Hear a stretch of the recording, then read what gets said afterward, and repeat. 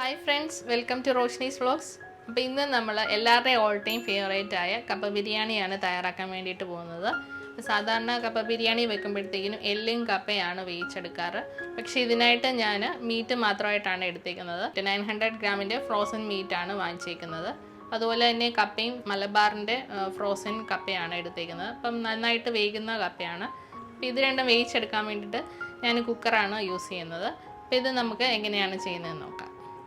അപ്പോൾ ആദ്യം നമുക്ക് ഇറച്ചി വേവിച്ചെടുക്കാം. അപ്പോൾ അതിനായിട്ട് നമുക്ക് കുറച്ച് സവോളയും ഇഞ്ചിയും വെളുത്തുള്ളിയൊക്കെ ഒന്ന് ചതച്ചെടുക്കാം.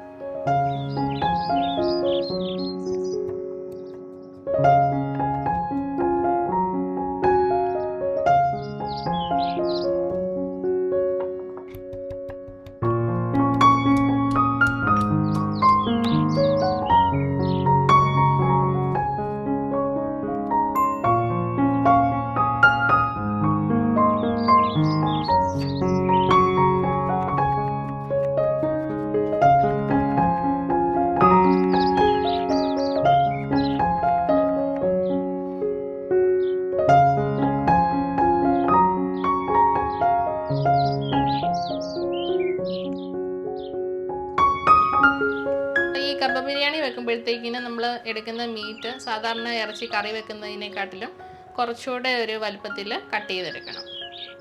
അപ്പം ഞാനിവിടെ ഇറച്ചി കഴുകി വൃത്തിയാക്കി എടുത്ത് വെച്ചിട്ടുണ്ട്. അപ്പോൾ ഇത് നമുക്ക് വേവിച്ചെടുക്കാം. ബീഫ് വേവിക്കാൻ വേണ്ടിയിട്ട് നമുക്ക് എണ്ണ ഒഴിച്ച് കടു പൊട്ടിക്കാം.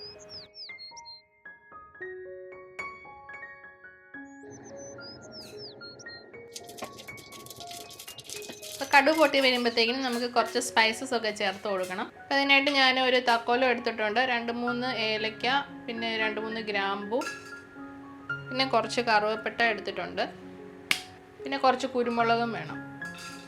നമ്മുടെ സ്പൈസസ് ഒക്കെ മൂത്ത് വരുമ്പോഴത്തേക്കിനും നമ്മൾ ചതച്ച് വെച്ചിരിക്കുന്ന ഇഞ്ചിയും വെളുത്തുള്ളിയും പച്ചമുളകും ചേർത്ത് കൊടുക്കാം.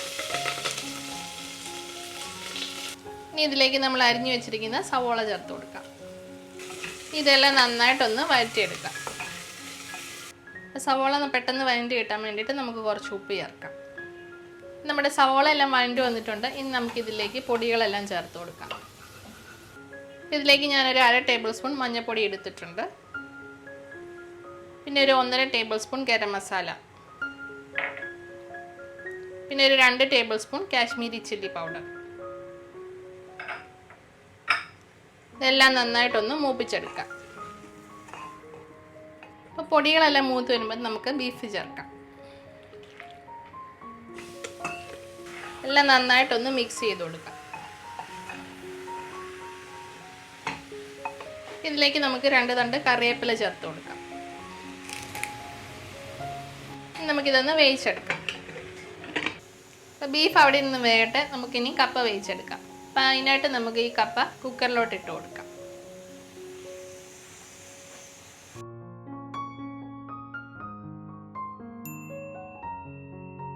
അപ്പോൾ കപ്പ വേവിച്ചെടുക്കാൻ വേണ്ടിയിട്ട് നമുക്ക് വെള്ളം ഒഴിച്ചു കൊടുക്കണം. അപ്പോൾ ഇതിലേക്ക് നമുക്ക് നികക്കെ വെള്ളം ഒഴിച്ചു കൊടുക്കാം. ഇതിലേക്ക് നമുക്കിനി ഉപ്പ് ചേർത്ത് കൊടുക്കാം. അപ്പോൾ കപ്പ വേകാൻ വേണ്ടിയിട്ട് നമുക്ക് ഒരു വിസിൽ വന്നേച്ചാൽ മതി. അപ്പോൾ കപ്പ നന്നായിട്ട് വെന്ത് കിട്ടും. ഇനി നമുക്ക് കപ്പയ്ക്ക് വേണ്ടിയിട്ടുള്ള അരപ്പ് തയ്യാറാക്കാം. ഇതിലേക്ക് നമുക്ക് തേങ്ങ ചേർത്ത് കൊടുക്കാം. ഒരു 2 വെളുത്തുള്ളിയും 2 ചെറിയ ഉള്ളിയും ഞാൻ എടുത്തിട്ടുണ്ട്. നമുക്ക് ചെറുതായിട്ടൊന്ന് കട്ട് ചെയ്തിട്ട് കൊടുക്കാം. 3-4 പച്ചമുളക് ചേർക്കാം. ഒരു 1/2 ടീസ്പൂൺ ജീരകം, 1/2 ടീസ്പൂൺ മഞ്ഞൾപ്പൊടി. ഇതെല്ലാം കൂടി നമുക്കൊന്ന് ചായച്ചെടുക്കാം.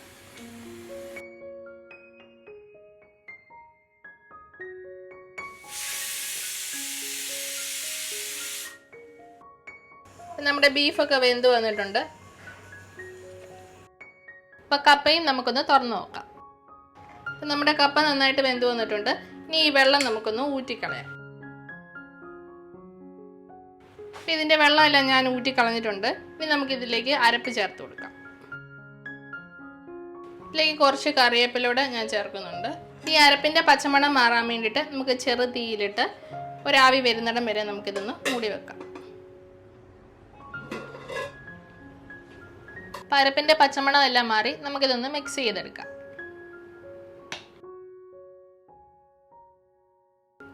കപ്പ കപ്പയ്ക്ക് ഞാൻ പ്രത്യേകിച്ച് കടുക് പൊട്ടിച്ചിടുന്നില്ല.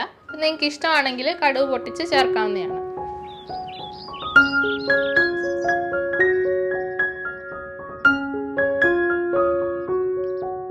ഇനി ഇതിലേക്ക് നമുക്ക് ബീഫ് ചേർത്ത് കൊടുക്കാം.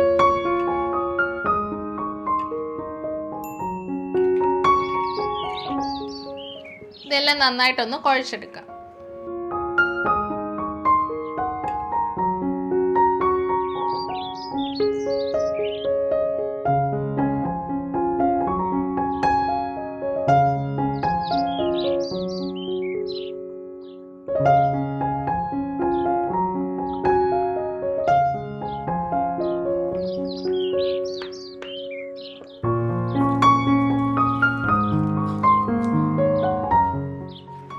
നമുക്കിത് സെർവിങ് പ്ലേറ്റിലോട്ട് മാറ്റാം.